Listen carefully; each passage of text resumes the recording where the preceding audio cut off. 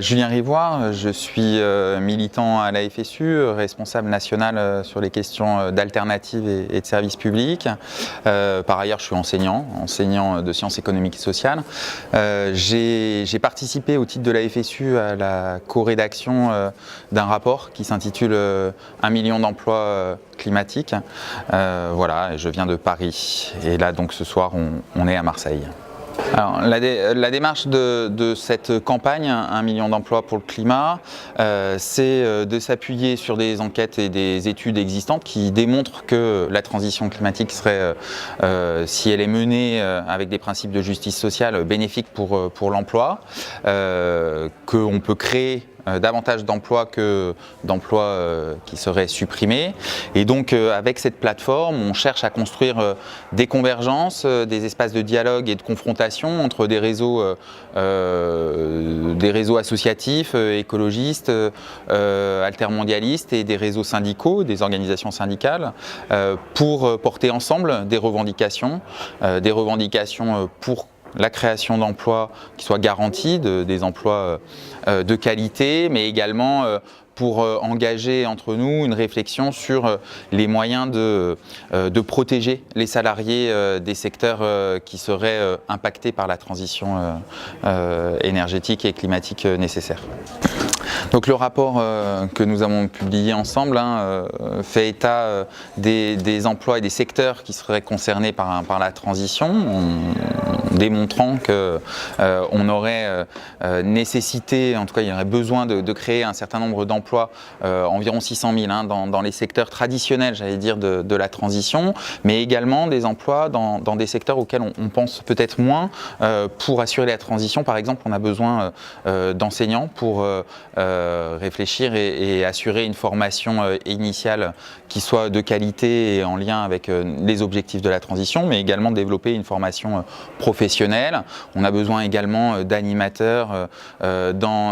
pour soutenir les projets des habitants. On a besoin donc de développer dans d'autres champs que des champs premiers de l'énergie ou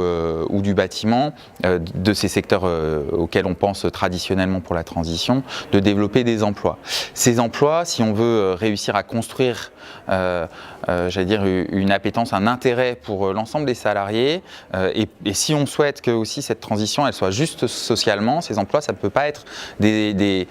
emplois précaires, des emplois de basse qualité, etc.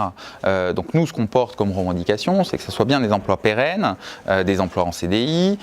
des emplois de fonctionnaires pour un certain nombre de cas, mais qu'il y ait des garanties qui soient apportées aux salariés dans les secteurs concernés. Dans la plateforme, donc, on retrouve des syndicats de salariés, la FSU, Solidaire, également la Confédération paysanne qui a été très présente et une force vive dans la construction et l'initiation de cette campagne. Les syndicats, les forces syndicales, elles s'inscrivent, j'allais dire, d'une double manière, c'est-à-dire qu'à la fois pour porter leurs analyses et leurs revendications, leur expertise aussi du terrain, mais également pour apprendre, pour recevoir, pour enrichir leurs réflexions. Et c'est tout l'intérêt d'une telle plateforme associative et syndicale, c'est que nos points de vue et nos points de départ ne sont pas forcément identiques.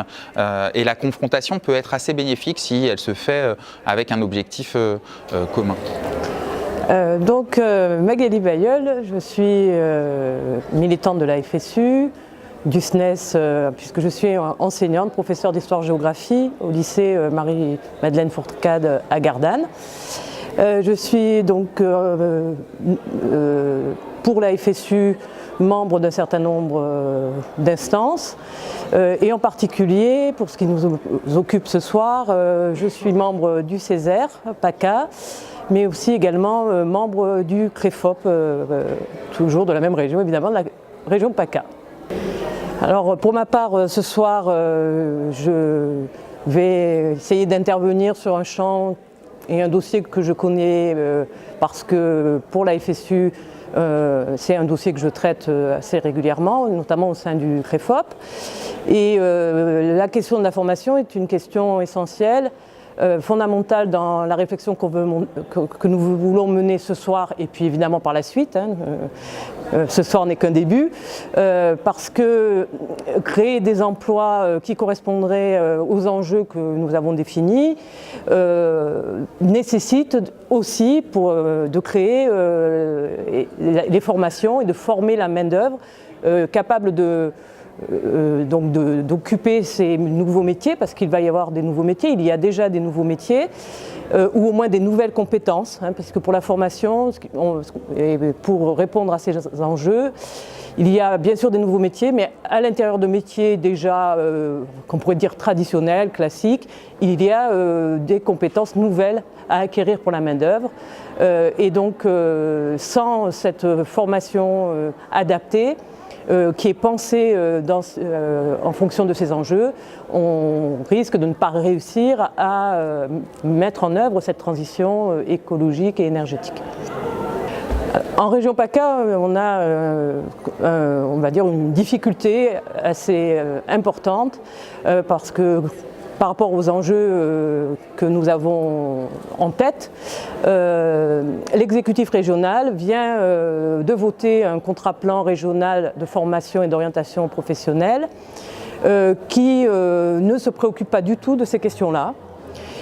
Qui a une approche adéquationniste et qui compte uniquement sur les entreprises, si ce n'est même peut-être seulement sur les chefs d'entreprise, pour finalement dire les formations qu'il est nécessaire de monter, que ce soit en initiale ou continue, en formation initiale ou continue, donc pour le tissu économique local. Et donc c'est vraiment une vision à court terme. Et on est loin de l'approche que nous cherchons à avoir, c'est-à-dire une approche prospective qui prépare l'avenir. Donc une vision à court terme et une vision qui n'essaie pas d'embrasser tous les enjeux qui se posent à nous et se contente de regarder les besoins uniquement des entreprises et pas la demande sociale, donc la demande des individus, des formés, qu'ils soient jeunes ou adultes, et encore moins, je dirais, la demande de la société et les enjeux économiques et sociaux qui se présentent à nous. Donc la formation doit évidemment répondre aux besoins immédiats, mais il doit jouer sur d'autres temporalités, à moyen terme et à long terme. Et nous, ce qui nous préoccupe, c'est le moyen terme et le long terme aujourd'hui, ce soir,